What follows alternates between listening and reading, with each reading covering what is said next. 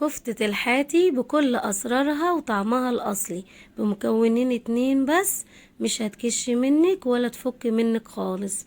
أهلا بيكم يا حبايب قلبي. بصوا الكفتة الجميلة اللي حضراتكم شايفينها دي أحلى وأجمل وأسهل كفتة ممكن تعملوها في الحياة. حاجة كده روعة، طعمها جميل جدا وبتتعمل بطريقة سهلة وبسيطة ومش بتاخد معانا وقت خالص، وبنعملها بمقادير موجودة من البيت ومكونين 2 بس، مش هتكش منك ولا هتفك خالص. احلى واجمل واحلى كفتة ممكن تعمليها في البيت. ما تنسوش تعملوا الاشتراك ولايك في القناة وتدوسوا على زر الجرس عشان يوصل لكم اي فيديو بنزله. يلا نسمي الله ونشوف الطريقة مع بعض.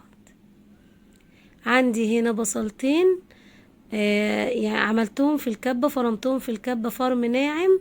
لازم تفرميهم فرم ناعم علشان البصل ما يبانش في الكفتة بتاعتنا ويبقى طعمه جميل ومميز.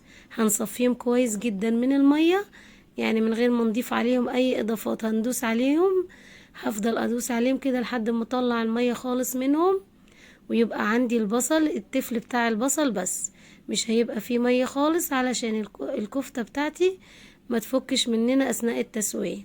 هجيب هنا كمية من اللحمة دي حوالي كيلو من اللحمة المفرومة. هضيف عليه البصلتين اللي فرمناهم وصفيناهم كويس من المية، وبعدين هضيف عندي بقى كمية من الدهنة، حوالي 100 جرام من الدهنة فرمته كويس في الكبة. وبعدين هنضيفه على الخليط بتاعنا، يعني حوالي 5 معالق كبار من الدهنة المفرومة. لازم تتفرم معاكي، تفرميها كويس وتبقى ناعمة بالشكل ده. يعني نضيف الدهنة على الخليط بتاعنا، وبعدين هنضيف بقى باقي المكونات بتاعتنا اللي هي عبارة عن 3 معالق كبار. ضفت الأول بياض بيضة، وضفت نص معلقة صغيرة من البيكنج باودر، وبعدين هنضيف 3 معالق كبار من النشا. ده المكون اللي هيخلي الكفتة بتاعتك ما تكشش خالص. النشا بيخلي الكفتة ما تكشش وتطلع متماسكة وجميلة جدا، وبياض البيضة بيخلي الكفتة تمسك وما تفكش منك خالص.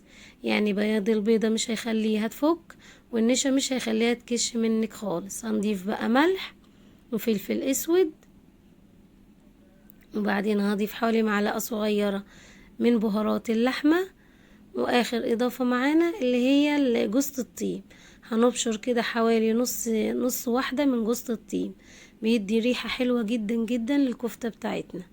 وهنضيف حوالي نص كوباية من البقدونس المفروم، يعني حوالي العيدان كده. نجيب حزمة من البقدونس وناخد العيدان بتاعتها ونضيفها على الخليط بتاعنا، وناخد الخليط بتاعنا ده كله ونروح بقى على الكبة ونفرمه فرم ناعم جدا. من اسرار الكفتة بتاعة الحاتي ان لازم الكفتة بتاعتنا نفرمها كويس جدا مع باقي المكونات بحيث ان هي تبقى بالشكل ده.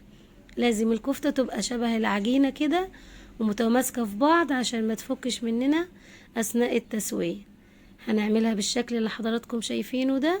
وهنجيب المية بتاعة البصل اللي صفيناها، هحط عليها معلقة من الزيت ونص معلقة من الصلصة او الكاتشب اللي موجودة عندك، وملح، ونقلب الخليط ده ونركنه على جنب علشان لما نصبع الكفتة نحط ايدينا كده ونمسك الكمية بتاعة الكفتة ونجيب بقى اي حاجة موجودة عندك صباية عليها. يعني ممكن تصباية على السيخ ده، وممكن تعملي على العصيان بتاعة الشيش طاووق برضو بتديكي نفس النتيجة.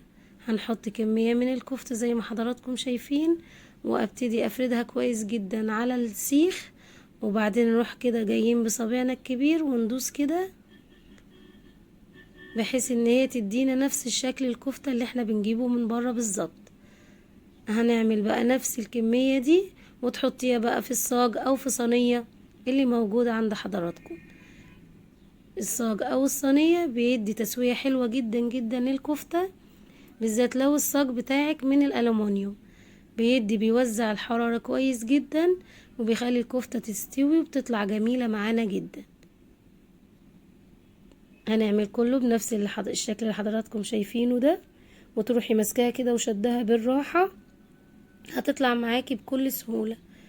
هتشديها كده من الصاج بالراحة، هتطلع معاكي بكل سهولة، وتفرديها بقى في الصاج بتاعك او في الصينية اللي موجودة عند حضراتكم.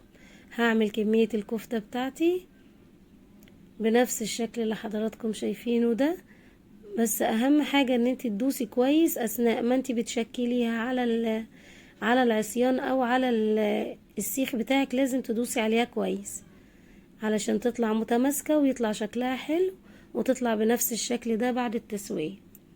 هنعمل الكمية كلها وهرجع لحضراتكم علشان الفيديو ما يبقاش طويل. بصوا انا عملت الكمية كلها وحطيتها في الصينية، واثناء ما انا بعمل مع حضراتكم الكفتة انا مشغلة الفرن بتاعتي على درجة حرارة عالية. لازم الكفتة تدخل على درجة حرارة عالية، وهنحطها في الرف اللي في النص، وهتقعد بالظبط 15 دقيقة. 15 دقيقة على درجة حرارة عالية، وبعدين نطفي عليها بعد ما تكون استوت خالص. لازم تدخل على درجة حرارة عالية علشان ما تنزلش المية بتاعتها وتكش.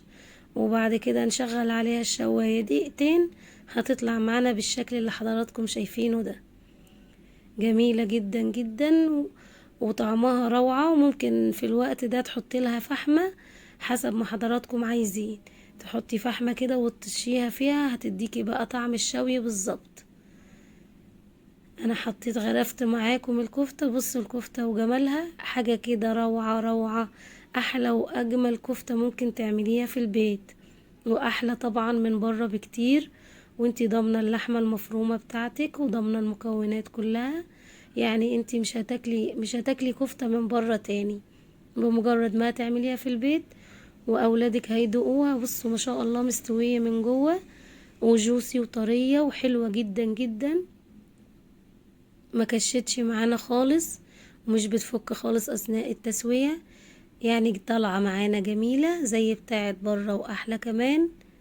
هتجربوها ان شاء الله وهتعجبكم. احلى واجمل كفتة ممكن تعملوها في البيت بمكونات موجودة في البيت، واقتصادية جدا، مش بتاخد معانا وقت خالص. يعني في ربع ساعة بس هتكوني عاملة الكفتة الجميلة دي.